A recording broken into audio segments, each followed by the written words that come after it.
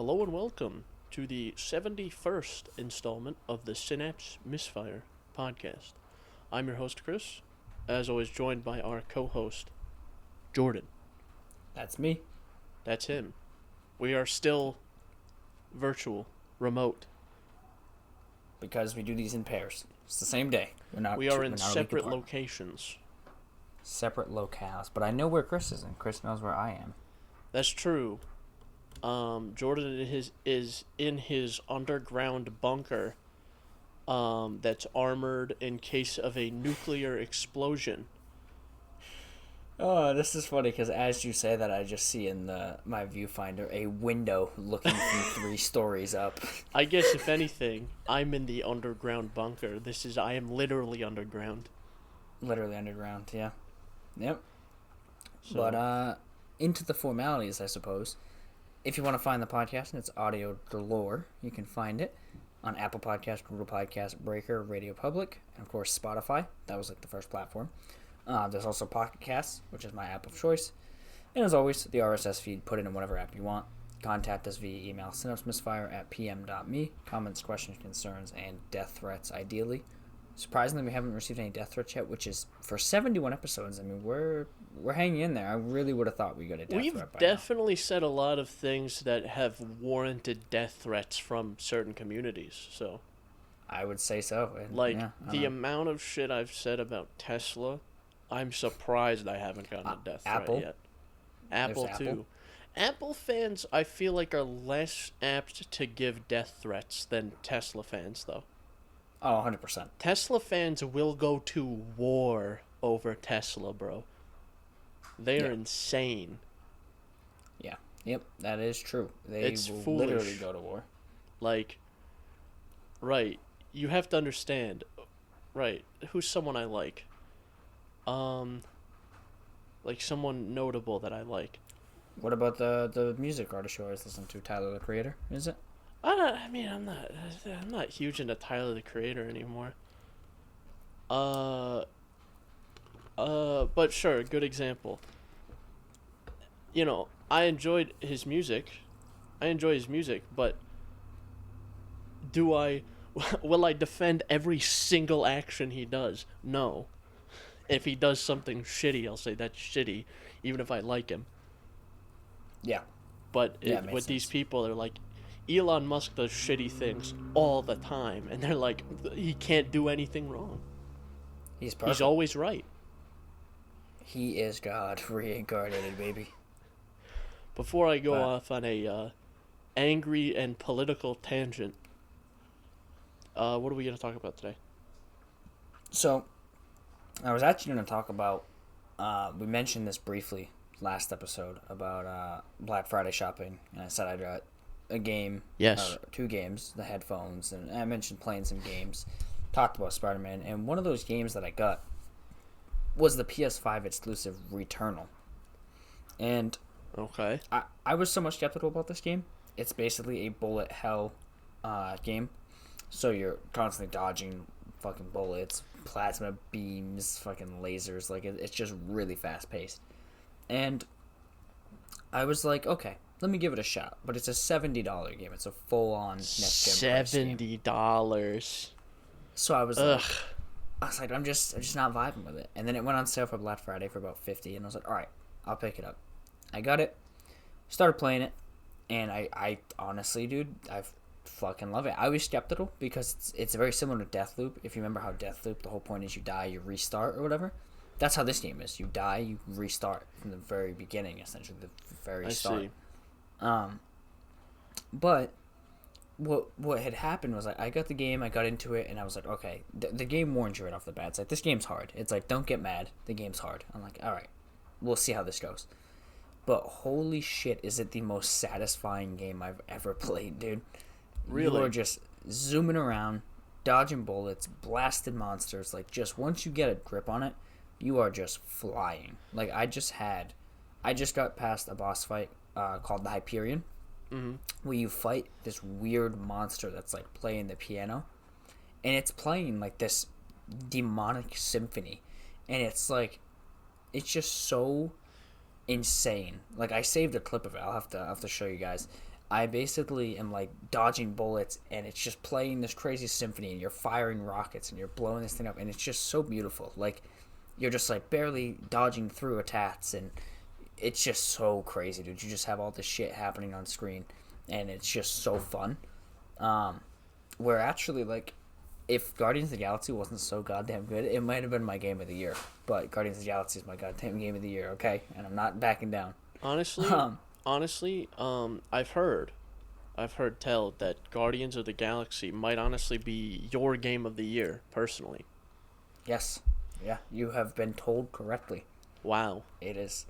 But this game's right up there. This is probably like my second.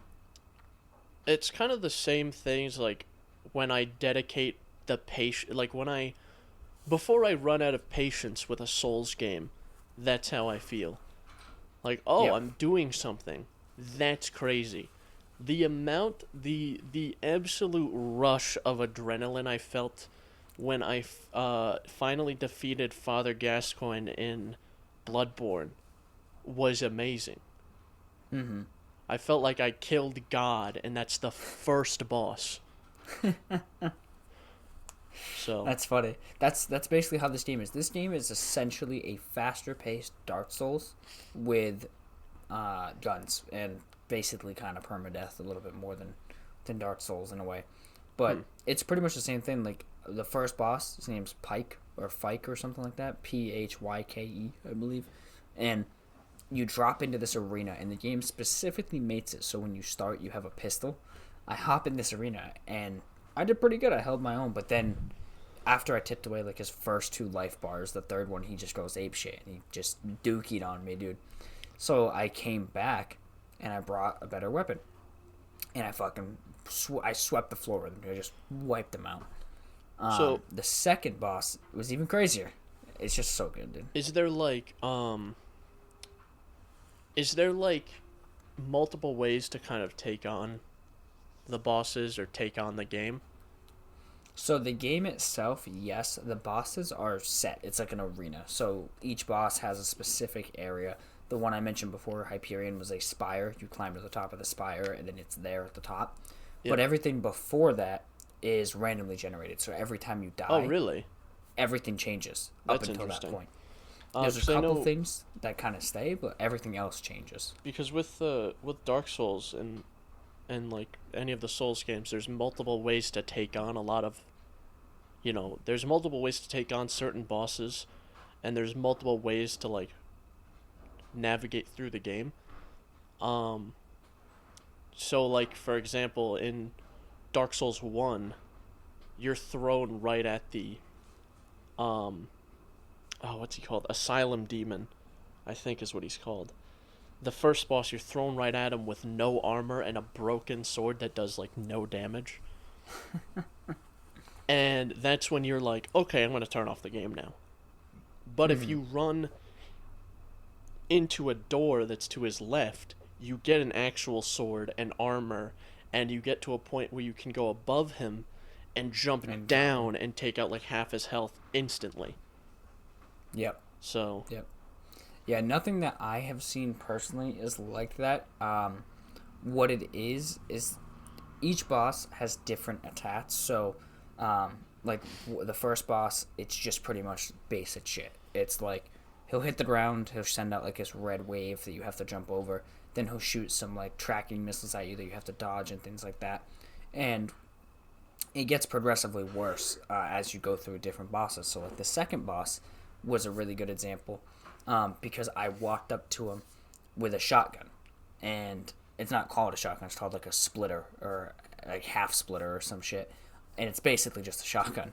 I walked up to him with it, and then it turns out that he's much more of an aerial boss. So I fought him for a long time. I was holding my own, but I just wasn't able to keep up because I was using a shotgun, and he kept getting too far away where my damage drop off was way too high. I see. So on my second cycle... It's a very right tool for the right job kind of game. Exactly. The point of the game, and it basically advertises this as its main thing, is it's called the cycle because it resets you. The point essentially is to go through the playthrough, get shit on, learn from that mistake or whatever mistake you may have made, and then come back prepared. So with the first guy, they force you to fight with a pistol. So when I knew I was going back to him, I started doing more of the side dungeons and stuff, and I came back with like a machine gun or a shotgun or something, and I wiped the floor with him. And I also knew his attack pattern for the most part. Like I knew what attacks he was capable of, what movements meant what. So with the second boss, I was like, okay, phase 1, he's grounded, so I know a shotgun will work. But phase 2, he's flying, so I need something ranged. And I remembered his attack patterns where I came back with what's called the astronaut token, because there's this whole plot around your character in an astronaut, which it makes more sense if you obviously play the game. But the astronaut token is a way to get revived, essentially. If you have it equipped, when you die, you get 1 more life before you have to start at the beginning. Okay. So with this guy, I basically was like, okay, cool, I know what to expect. I know his attack pattern. I know what to look for. But now I also know that I'm going to bring the baddest machine gun I can, and I wiped him out without taking a hit. So, yeah, it's pretty crazy. It's fun as shit, though. So it does sound like it does sound very Souls-like, but I think it, from the way you're describing it, it sounds like it removes a lot of the stuff that makes the Souls games particularly frustrating. Like you said it's randomly generated, a lot of it. Yeah. So everything up until in between the start and the boss fight, it's all randomly generated. That's the thing that I think is most frustrating about the Souls games, is when you die to the boss, you're sent back to like your bonfire or your lantern. I think it's a lantern in Bloodborne. Yeah. And you have to go through the same exact area and take on the same exact enemies. You can do a boss rush. You can just run past all the enemies. So you don't have to kill everything, but still, you have to go in the same area. It doesn't change. You have to take on the same enemies. It's a whole thing. But you do learn, like, throughout, like, this enemy has this attack pattern, or the boss will have this attack pattern. So you can do certain things like that. But I think that's the element that makes it particularly frustrating, is doing the same stretch of gameplay, that same 10 minutes of gameplay over and over again. Yeah, all because of one slip up or what have you. That's the thing that makes me turn off Dark Souls every time. So same. I almost was pissed at this game. Like, not pissed at the gameplay, but like I said, it's a $70 game, and I got it for $50. And I want to say it's the second or third boss you fight it, and then it's the third boss. That's what it is. You end up going to this other realm, essentially, and there's like a broadcast that's being broadcast throughout the land.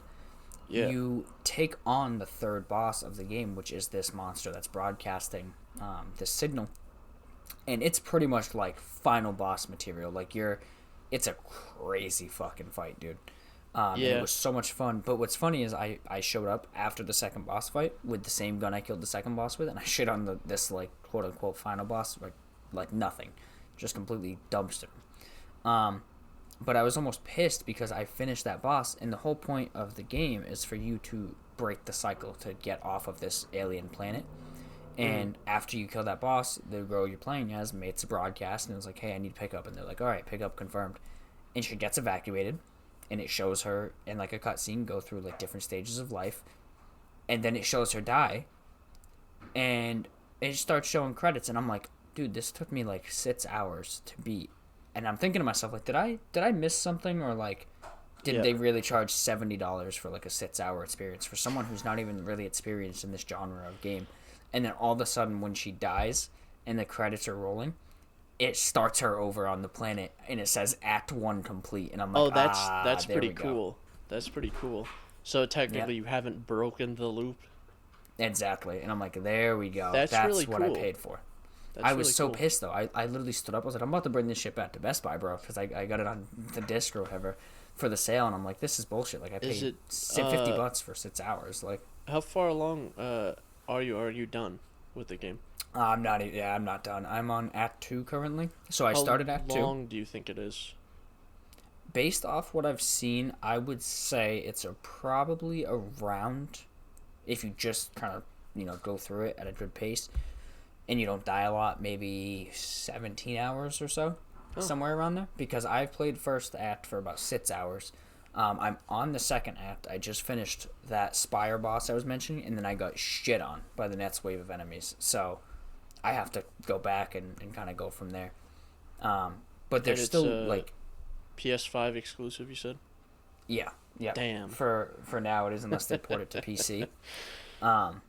I am still getting abilities now at this point in the game. So I guess that one's gonna be on the list of games to buy when I do get a PS5. Yeah, and at least by the time you do, it'll obviously not be 70 anymore, more than likely. Which might be sooner than I think. I'm not sure though. Mm-hmm. Because it still is like quite a purchase. Yeah. If it depends on like how the Steam Deck goes. Like if the Steam Deck comes out kind of around the time they think they are, then I might just not I might delay the PS5 thing, but if it's like, oh, we need like another year or something, then I might get a PS5 instead. Yeah. If I can track one down. The thing about the Steam Deck that blows my mind is it just hit me like this morning. I was like, damn, Steam Deck was supposed to launch in a few days. Yeah, Steam Deck is pushed out to what, middle of 22?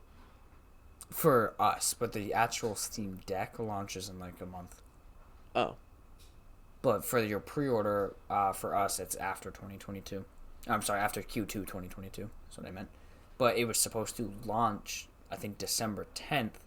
And then my pre-order, and I believe yours, or reservation rather, was for Q2 2022, meaning sometime in April. That's surprising because our reservations were pretty early.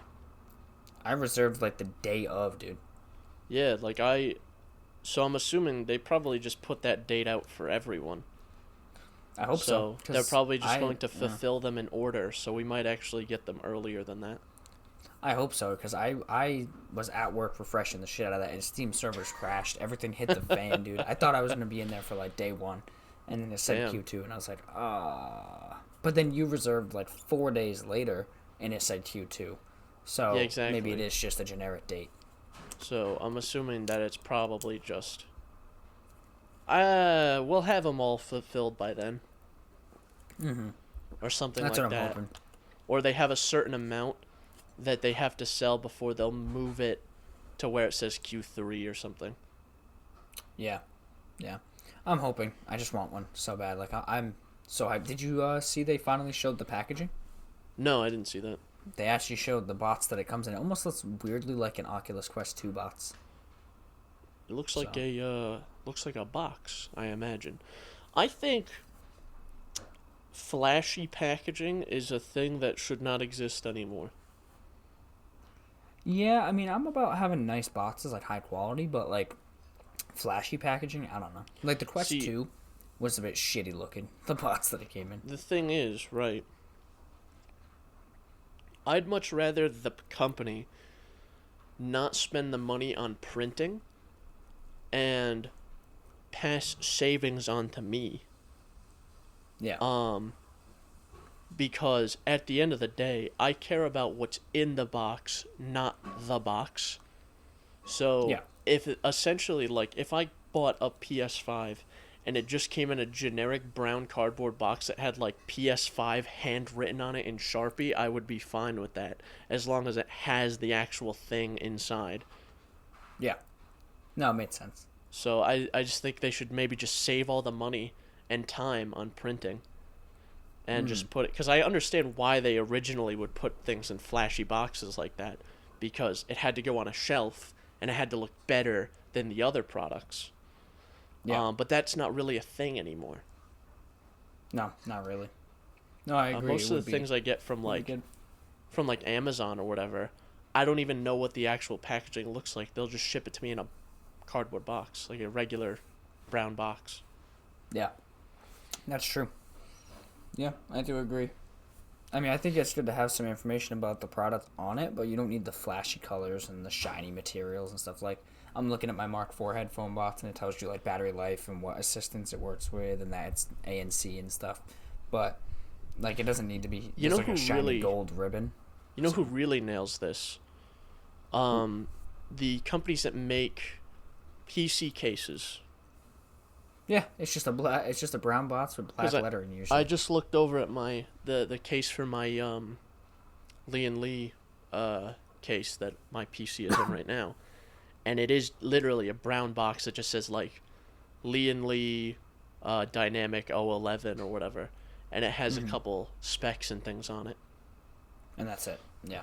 Rather you than wouldn't putting know that what's inside is nice. A big giant flashy package together. When you really don't need it, and I know that the product inside is actually high quality. If you're looking for an actual high quality PC case, I can't recommend I can't recommend that one more. Yeah. It's all metal. It's really high quality. Got the nice shiny, nice glass panels on the sides. And you have a ton of room to build in it. So. Yep. That case is awesome. There's a case I wanted to get, which I probably will once I build a new computer in like 10 years when parts are available. Yeah, when I build my next computer, after the collapse of society, fishing through the remnants for PC parts. I'm like, Chris, check this out, bro. I got a TI-84. Check this out. This guy had a 4080. But, yeah, dude, I gotta say, though, Returnal is really good. And I also started another game that I think you'd be very interested in, because we've talked about this before, and I don't think either of us have ever actually started this series. But I started Judgement. I bought Judgement for the PS5, which, if it doesn't immediately come to mind as to what the hell that is the canon side series to the Yakuza games. Okay. And it's fucking awesome, dude. It's pretty good. It's pretty damn good. It makes me want to actually like play the Yakuza games, because I've always been like just so on the fence. But I knew that this was like a side story. It's not tied into the main games like 100%. So I was like, all right, let me give it a shot. And yeah, I still have to play. It's good. The Yakuza games. They're all on Game Pass. There's a ton of them, actually. That's the problem. There are like the ones that you should care about, I guess. There's Yakuza 0, and then Yakuza Kiwami 1 and 2. And I think those are the ones you kind of have to care about in, the modern era. Yeah. No, that makes sense. So the reason I started, I even like had an interest in Judgement, I heard about it a long time ago, and it was basically pitched to me as a Yakuza game for people who have never played a Yakuza game, because it's the gameplay, the concepts, but a different story, different cast of characters and things like that. I think there might be a couple crossover characters, but there's like no strings attached, basically. Yeah. So I was like, oh, that seems awesome, and I just never got around to playing it. And then recently, the sequel to this one came out called Lost Judgment. And I saw that, and I looked at it again. I was like, oh, this is actually really cool. So then I was thinking about getting it, and I was like, okay, can I technically play this without playing Judgment? And then I was like, I really don't want to boot up the old PS4 for Judgment, because I don't think it's on PC. Or it might be, but I don't know if it's actually, like, available anymore in its normal version. So I was just like, is it available anywhere? And it turns out they made a PS5 version of it. And I was like, oh, okay. That works. So I ended up buying it on Black Friday, and it's good. It's pretty damn good, dude. It's certainly a game. Yeah, the actual combat is funny. I do have to say, it is surprisingly buggy, though. Not anything game breaking, but just like surprisingly buggy, with like certain animations, or you'll knock a character down and they'll like get glitched, or you'll do what's called like an EX move. It's like a power move. So if you knock them down and then you do this, you'll like kick them into the air. And when you kick them in the air, they like freak out. I had one point where I was doing like I did a combo move, one of those EX moves where you like slam someone on the hood of a car. And when I slammed him on the hood of the car that I hit him on started floating like 8 feet off the ground and was just like driving in the air. That's like it just does weird shit. That's like a cyberpunk moment. Yeah. Where it's just like cars will just do things. Yeah. Especially when you call your car over. or driving, your character will just T-pose standing up in the car. Yep. Strange game. I want to jump back into that because I've heard a lot of things have been fixed. I've had a immense itch to play that game recently, honestly. I've had like a pretty strong itch where I'm like, I kind of want to go back to it, but I think I'm going to give it just a little bit more time. Yeah. But yeah, the game is really good. It's funny because it's so Japanese. It's so funny. Just some of the stuff it does. Like, after the first big fight where you play as your character or whatever, you're getting, like, bullied on the street. You're dressed up as, like, a homeless guy. You're getting bullied on the street, but he's secretly a detective. He's just, like, undercover. So, basically, it gets you introduced to the combat, fighting these guys. You just beat the shit out of them. And then they go, who are you, or whatever. And it does just, like, the most, like, Japanese cinema thing I've ever seen. That's so dramatic.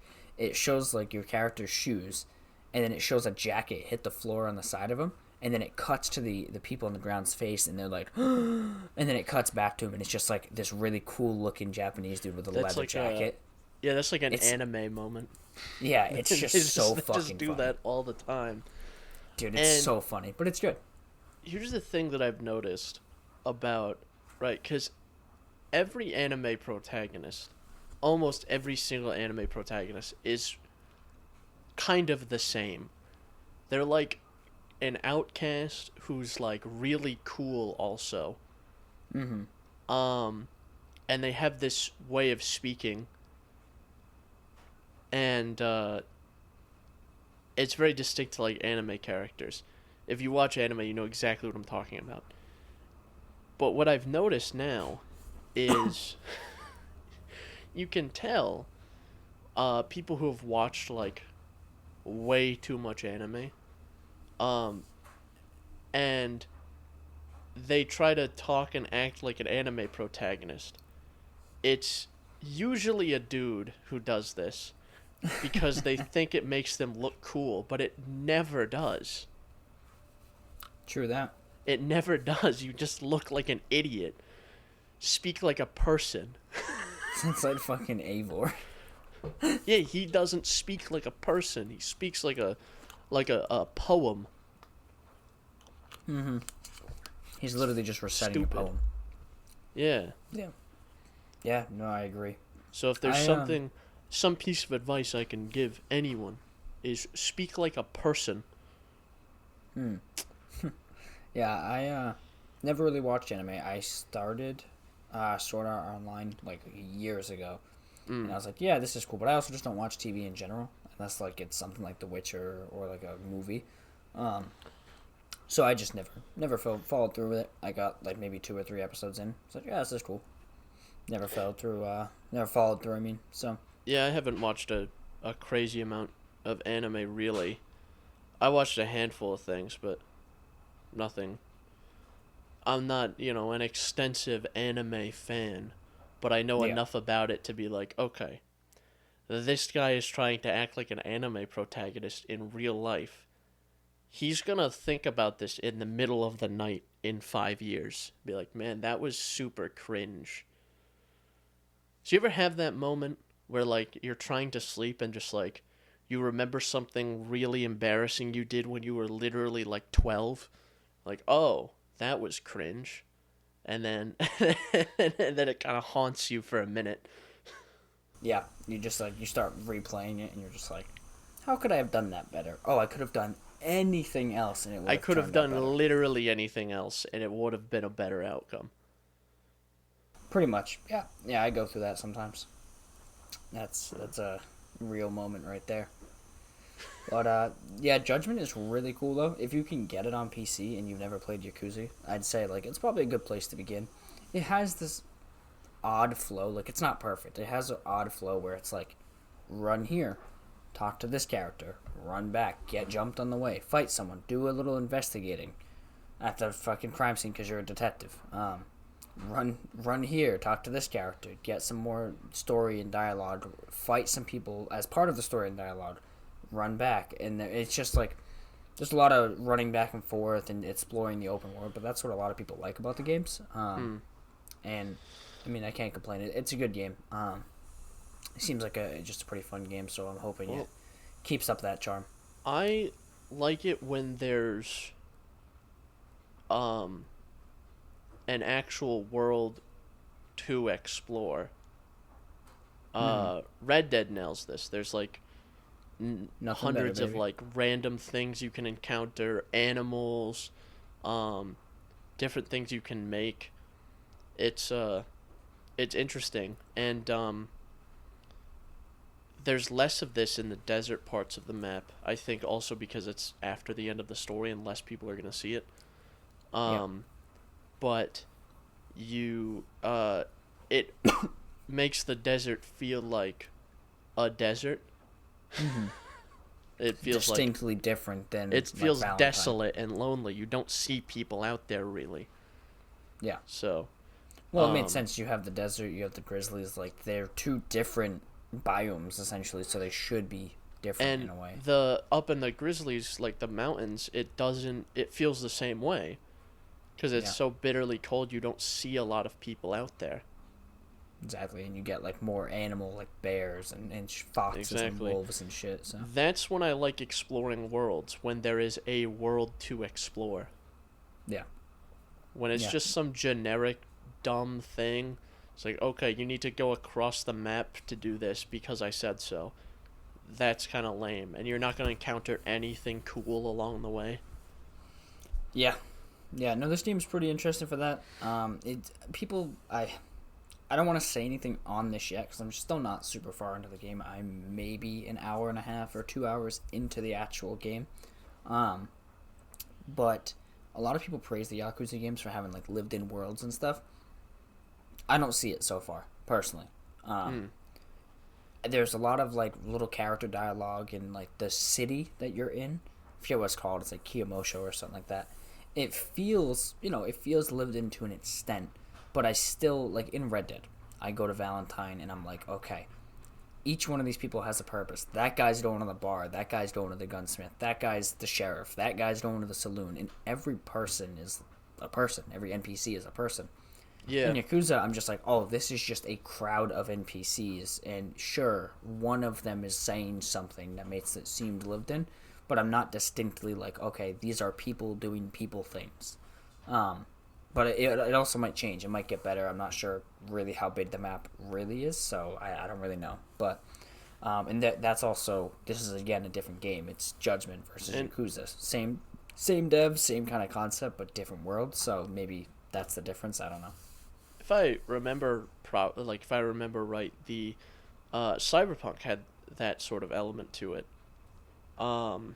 where there was kind of the city around you was more of a city rather than, oh, you're the only thing with a brain here. Yeah. There was stuff going on, and I know they've improved a lot of that. I don't know to what degree. I haven't played it, but yep, I haven't played it since launch, so same. Yeah, looking forward to it.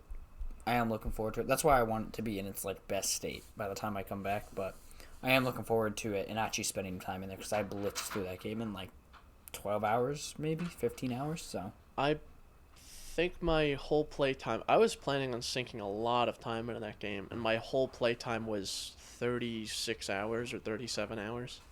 Mm-hmm. Which for a game like that, I like to do as much stuff as possible, and I did a lot of stuff, but it just, from working around the glitches, was just like such a pain at a certain point that I just stopped caring. So I only put that much time into it. Yeah, no, it makes sense. That game's easily, with the content that's in it, that game's got to be like 100-hour game, truthfully. With everything in it, yeah. The story itself, if you blitz through the story, is rather short. The story itself's like 12 to 15 hours, yeah. Yeah, like, because I think a lot of people were expecting The Witcher, because The Witcher, even if you play just the story, it's still like a 40-hour game. Yeah, no, The Witcher is remarkably like long. I actually really want to replay The Witcher at some point. I might replay it at some point too. I was thinking the Steam Deck. Because I haven't played Witcher 3 in, oh man, since probably 2017 or something. 2018 maybe. Yeah. No, I was thinking the Steam Deck because I initially played it on the Switch, and that was good, but obviously it looked like ass. The Switcher. I played it on PC after a little bit because they added cloud saves and cross-platform and stuff, and I was like, oh, this looks really good and obviously plays a lot better. But I'm thinking the Steam Deck might be my happy medium where I can just kind of lounge back and play it, but it's also not shit because it's like an actual, like, powerful handheld. Yeah. Yeah, it's like an actual computer. Yeah, compared to the Switch, which is, you know, it's a family console. It's not. What game I do want to play, speaking of the Switch, I just remember because it's on Switch. I don't have it for Switch, I have it for PC, but Stardew Valley.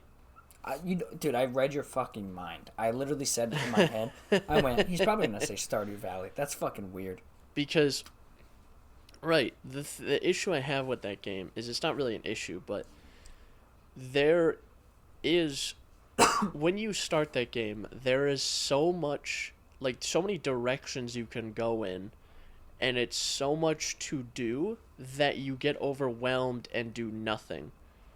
Is the issue that I found with the game. That's how Cyberpunk was, dude. That's what it was for me. Cyberpunk was the exact same way. There's so many things. Yeah, there's so many things I could be doing that I'm overwhelmed and I do none of them. Yeah, it's literally how that game went for me.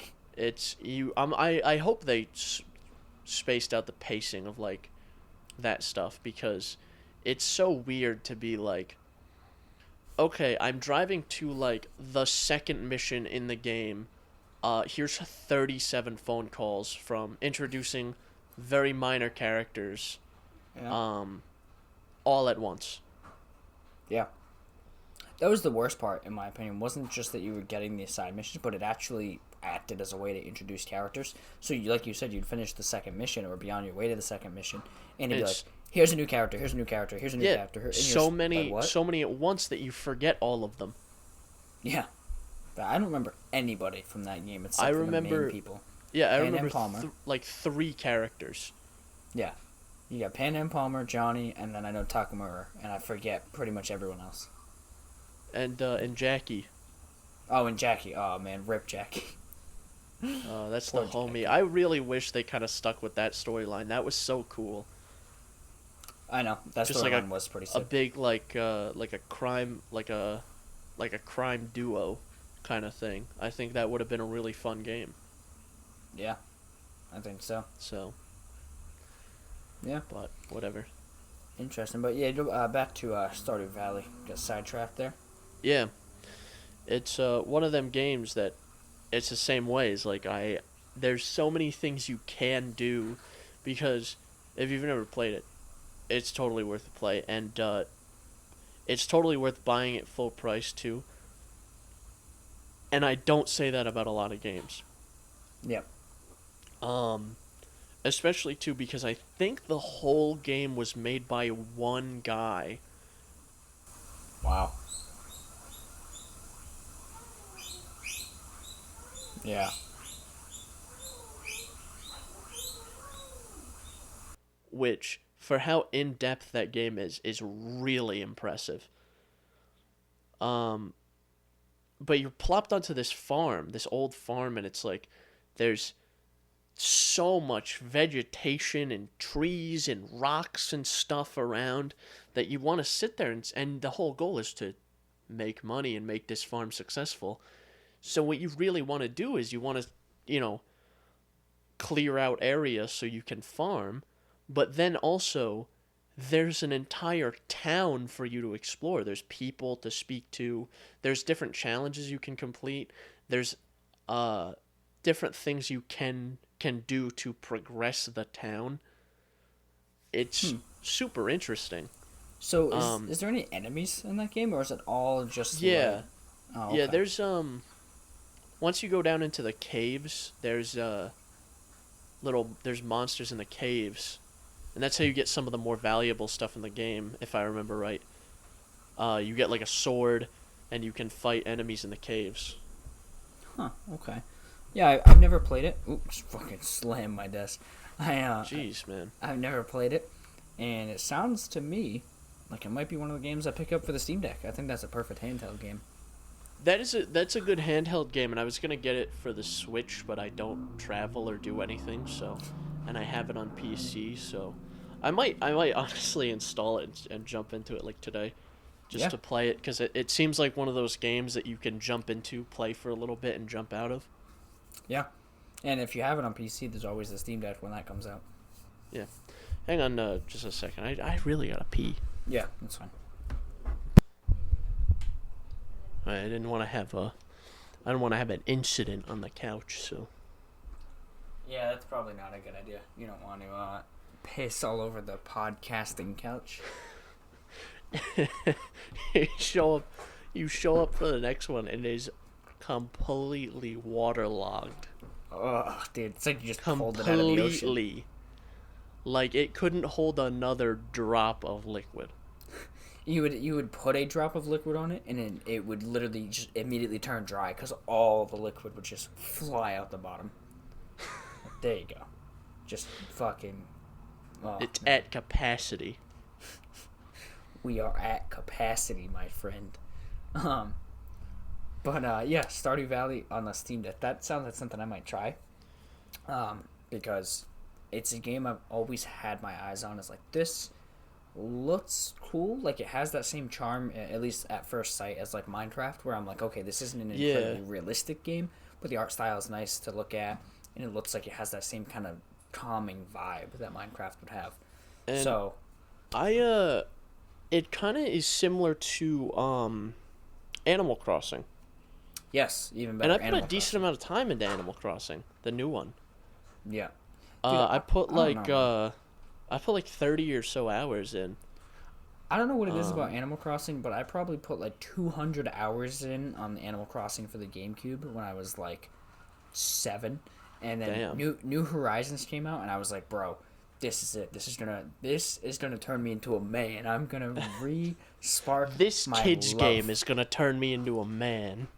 Yeah, absolutely. That's how that works, right? I was like, this is just gonna be it. This is the last game I ever need. And then I played New Horizons for about 3 days, and I was like, this kind of sucks. Yeah, I stuck with it for a decent amount of time, but I haven't played in a long time. But the difference is, I think, is that I think the pacing of Animal Crossing and the pacing of Stardew Valley are different, because you still have a lot to do in Animal Crossing, but I think it's presented to you in a manner that's much more manageable. Yeah, like one thing at a Because time. instead of being dumped into a town with... Jesus. The hell? What, Chunk doing something? Oh my, that's banging on something with a hammer. Oh, what the fuck he's doing? So, instead of being dumped into a town with like 30 people, you meet citizens and you meet like settlers and villagers like 1 or 2 at a time. Yeah. So, and they all have their houses or whatever, their little areas. Yep. Yeah, so, no, I fell off that game hard. Let's see how she still plays it. She still likes it, but I'm just if I do start playing it again, I will probably just start a new island. Probably. Yeah. Because there are ways like to, and I kind of got into this a little bit. There are ways to make money in that game, where you buy stock market. Yeah, you buy turnips, and you keep them, and you sell them to make money.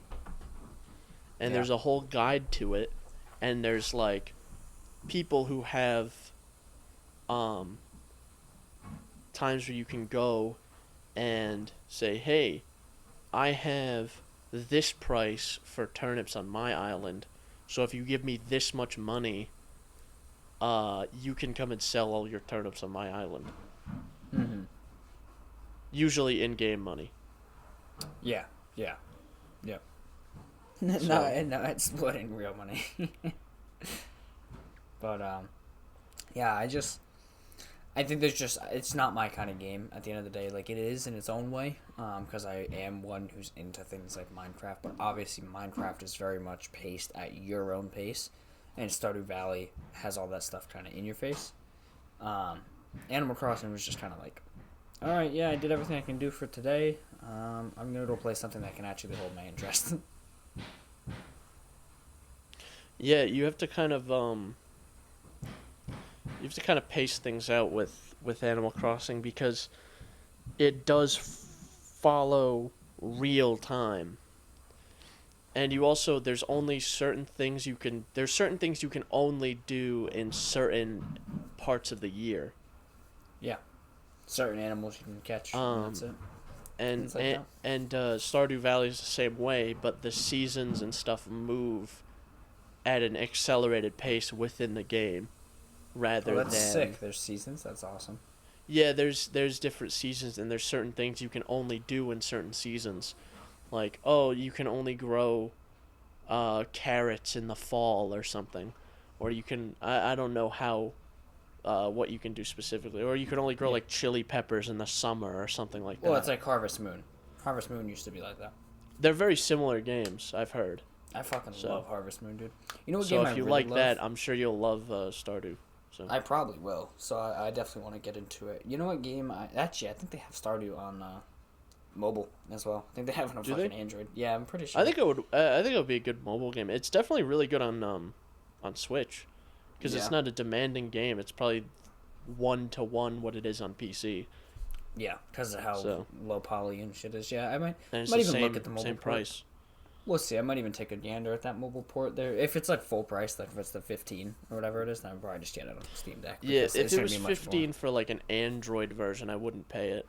Yeah, that's what I'm thinking. So if it is, I'm not going to get it. But if it isn't, then maybe I will. But you know what game I love that I just can't get into because I'll explain why. But the fucking Sims 4, dude. It is such a good game, but I just can't get into it because all of the fun stuff is locked behind a paywall. Oh, absolutely. The cats and dog expansion, I would love. The fucking seasons expansion. You go to go on Steam or like whatever, because it's on Steam now. So you go to Steam and you're like, oh, Sims 4 is $4.99 on sale right now. I might as well get it. And then you look and you're like, oh, all the DLC is still full price. And there is a used car's worth of DLC. And not a cheap used car either. I'm looking at it right now. I want to see if I can add it all to a list out of curiosity to see the total. But there's such good DLC, dude. And it's like I really want to fucking like play it, but I just can't do it. I'm going to look it up. So you don't have to do that. The worst part is there's 8, 9, 10, there's 11 what they call expansion packs, and they're $40 each. Chris, that's $440 just for that. So, all 34 Sims expansion games and stuff packs cost, So all the stuff packs cost $170. All the game packs cost $160, and the expansion packs cost $360. According to this article. But I don't know how in date that is. That's from last year, so. So that's about $700. Now, I don't think that's 100% accurate. It's close. Just because the expansion packs here on Steam, there's 11 of them, and they're all $40. So that's $440. So it's just not, for that. It's not in date. So, granted, it's less than I thought. Yeah, it's definitely less than I thought. But it's still ridiculous. It just sucks, dude, because some of these DLCs are cool. Like, there's the Get Famous one where you can be, like, a model or an actor. Cats and dogs, self-explanatory. Well, like, that'd be fucking awesome. Here's the thing. I have The Sims 3 that has a ton of expansion packs because, like, they didn't have the same DRM as, like, modern games have. Mm-hmm. So, I knew someone who had a bunch of them all on disc. So, like, almost all the expansion packs. So I would install all the files from all these expansion packs. And it would just be like, okay, you have this now. Yeah. And then the game would just work. So I have almost all the expansions for Sims 3. But now it's all DRM, so you can't really do that. Yeah, dude, it sucks because I love The Sims so much. The Sims is like one of the OG games that I played, and The Sims 4 is really cool. But I just cannot bring myself to spending that much money on a fucking I couldn't really game. get into The Sims. No? Like, I like The Sims conceptually, but I also think The Sims is only particularly really fun if you're a sociopath and you bring out specific things to torture Sims. Like put them in a pool and take the ladder away? I've done a handful of things like that, and that's when the game's fun. Mm-hmm. When you're like, okay, I am going to create hell for this this virtual person. I always liked. There was always something I liked about moving in. You have your first initial house. You don't have much money. You don't have much furniture. You get your job. You get promotions. I used to love like grinding for the promotion there, getting the promotion, getting more money, getting like game consoles and fucking bigger TVs and nice appliances. Maybe moving to a new house, getting like a wife or whatever. I loved it from start to finish. It's just the good stuff is locked behind the paywall. Like I would love to play The Sims and have a cat, have fucking Oscar in there, dude. But like, I'm not paying $40 because that's how much the expansion costs just to have a cat. $40 for the cat. I bet you didn't even pay that much to obtain your actual cat. I didn't pay anything for him. Exactly. My cat was free. Yeah, so was Oscar, the fat right. schmuck. So if you can get a real cat for less than you can get a virtual cat, I would rather just get the real cat. Yeah, seems like more enjoyable. Granted, I don't have to buy that other virtual cat litter and shit for the rest of its life, but still. Well, okay, yeah. In the long run, it costs more. But I have a companion, you know? That's true. It's just annoying because it's like, what the fuck, dude? Like, it is annoying. You know what game has crazy DLC? What game? Train Simulator. Really? Yeah, that game, no joke, has like $8,000 of DLC. Holy shit, what is it, just like different trains? Yeah, it's all different trains. Like you can, and it'll be like, this pack has 2 trains and it's $80. Holy shit. That game is crazy. I really want to see the person, I really want to look into a person's life who has all this DLC for the game, right? I want to see what their life looks like. Yeah, that is... Because I imagine they are, like, no joke crazy. They are, they are, like, scary crazy. Chris, you are not joking. There is 700 pieces of DLC, and the lowest price one is $20. Holy shit. Oh, there's a couple $10 in there, but it's all mostly 20s, 10s, 30s. See how much... 740. What the fuck? How much is all the Train Simulator DLC?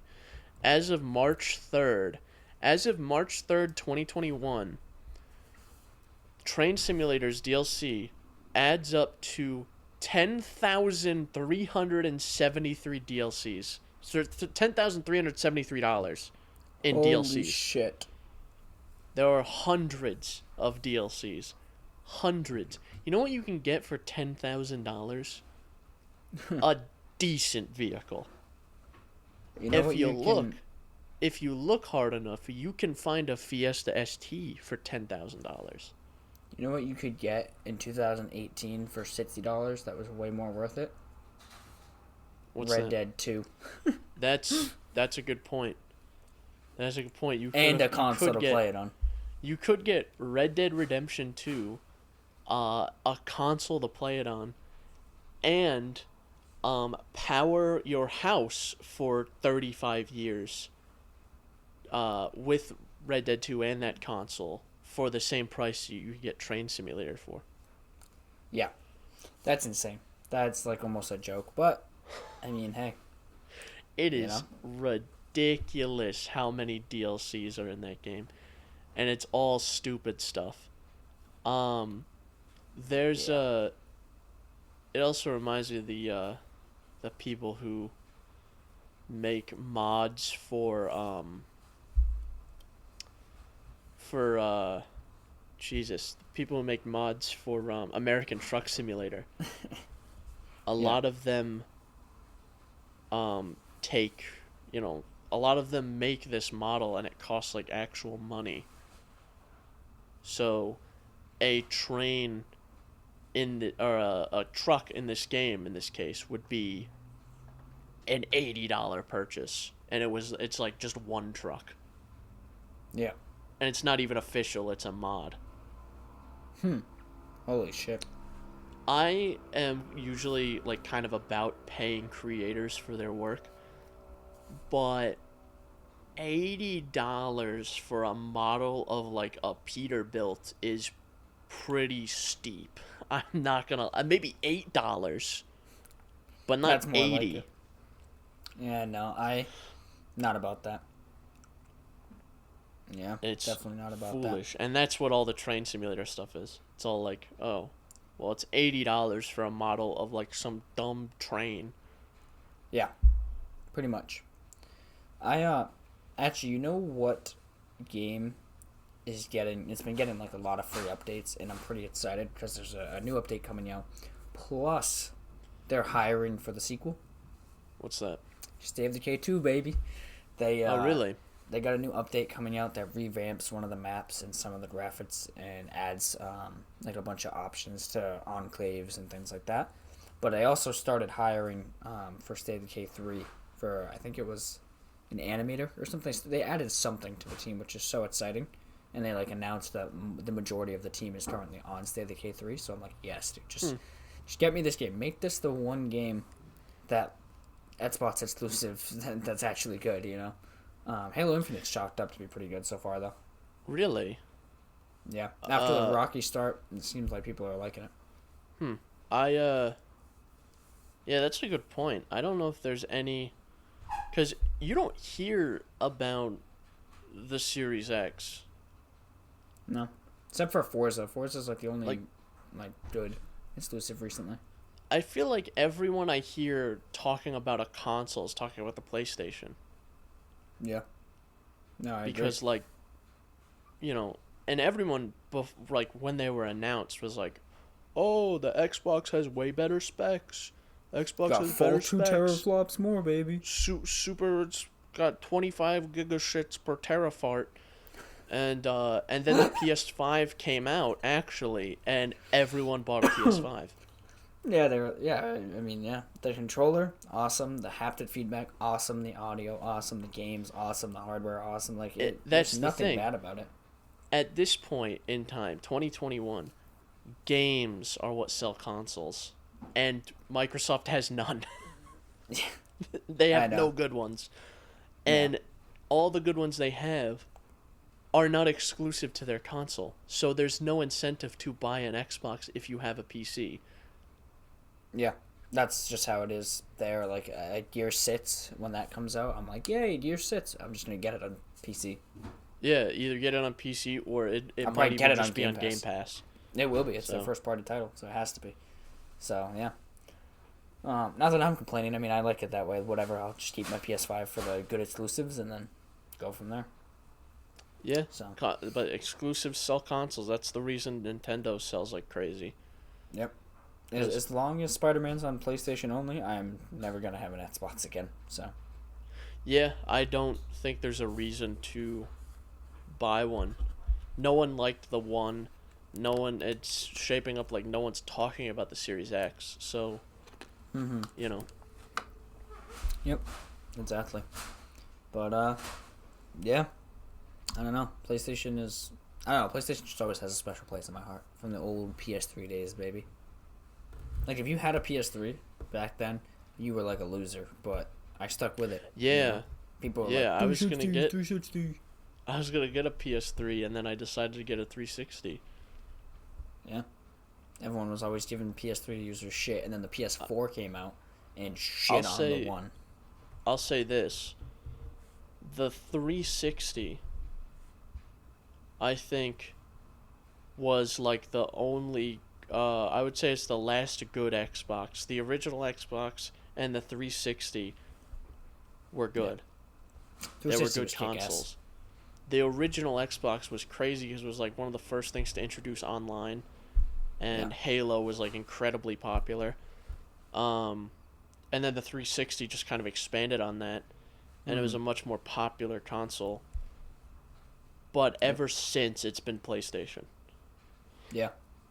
Yep. So PS4 and 5, and I'm assuming it's going to be that same thing next generation. So.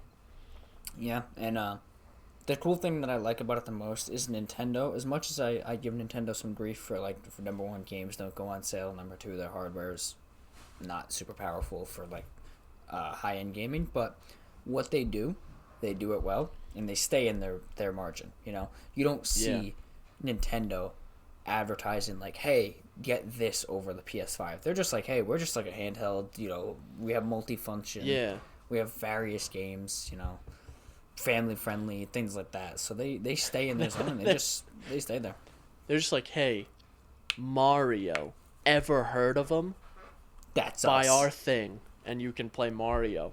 Buy the other thing, can't play Mario. Dumb, idiot, moron. Should have bought a Switch. Yep, and that's how they get you in. They do it well. So that's where I think the Steam Deck really comes in, though, because the Steam Deck's going to be the opposite of that. It's going to be like, hey, this is the handheld to compete with the consoles. Not quite. You know, it's not going to be anywhere on par with the PS5 or Series X, but it has those kinds of games on it to compete with the console. I think maybe what we're going to see is more of like an expanded console market now. Like kind of what there was in like the 90s, where there was like, oh, you get like a Sega console or a Nintendo console or like a, you know, or like a PlayStation 1 or like a something like that. And there was just more consoles going around, or there's a lot of home computer stuff. Yeah. Too. There's not a ton of that anymore. I think there's going to be a lot more competition in that way. Like, oh, this is an all-in-one package that you can just plug into a TV. It comes with its own controller, and it runs like a custom OS. Something Linux-based that, like, you can run almost any game on or whatever. Yeah. But I think Steam is shaping up to do exactly that with the Steam Deck. So. Yeah, I think so. Because don't they have like a dock and everything that you can use? There's going to be a dock that comes out after the deck itself, where it will dock to a keyboard and mouse and the a deck TV dock. and monitor. Deck dock. The deck dock. Yeah, no, I'm inside. I don't think I'm really ever gonna even use the Steam Deck on a dock. I might not even ever buy the dock because it's separate. I might just not buy it. I'm probably I know it was the opposite with the Switch. I rarely used it handheld. But with the Steam Deck, I might use it handheld more because that's kind of the appeal. Yeah. But also, it might be interesting to have it set up like kind of where I am now, where I have the TV. I can set it up with that and use it as its own thing rather than having a big, heavy, dumb computer. I can have the little thing, and I just put it in the dock, and I play like on a controller. I could pick up a game, and then I could just take it with me. Yeah, I think I'm gonna see how it performs first, right? So if the Steam Deck doesn't do what it seems to be advertising to do, like if it doesn't play games good, like high-end games, then I'm probably not going to bother with the dock because it's not going to do any better upscaling you, obviously. But if it does run good, then I think I might take the plunge, get the dock, and like you said, maybe have it set up in like a bedroom or something, and then just go and do this. What might be interesting is if there was a dock set up similar to like what laptops have, where you can plug it in to this dock and it has a dedicated GPU in it. Yes, which I bet you if can. they did something like that, I think that'd be cool. I bet you can. Like, this dock, right? Even like the Switch dock, it's obviously using USB-C. I bet you could get like an eGPU on it. You probably rig it to make it work, yeah. I mean, I just don't know what it has compared to like a Thunderbolt port, but it might even be like the same spec as a Thunderbolt port. I don't know. Maybe. I think if you have a 10 gig USB-C, it might work. I would think so. Imagine that. A Steam Deck hooked up to like a 2070 or even like a 30 And I think that card. would be interesting because those things never really took off because most of the time the enclosure cost the same as an actual graphics card, and you also had to put a graphics card in it. Yeah. So, my laptop is $2,000, and this dumb enclosure is $1,000, and then I'd have to buy a $1,000 graphics card. Yeah. So. Yeah. I guess time will tell. So, yeah. I'm done if you are. I think that's all I got here for topics. So. Yeah, we'll end it off here. Round it out. Just round it out. All right. So, if you want to find this podcast in its audio glory, you can find it on Apple Podcast, Google Podcast, Breaker, Radio Public, and of course Spotify. It's also the RSS feed linked below. It's also Pocket Cast, my podcast app of choice. Don't listen on Windows, because then you got to pay. And contact us via email, synapsemisfire@pm.me. Comments, questions, concerns, and death threats. That was really funny. You sounded like Shaggy over the headphones. Did I? Yeah, it like broke up and you sounded like him, dude. It's fucking weird. Weird. Instagram, TikTok, we totally are super active over there. I don't know why more people aren't there. We're so goddamn active. But yeah, you know where to find us from there. And that's it. We'll see you in the next episode. Yes, sir. Yep. Bye. Goodbye. Goodbye.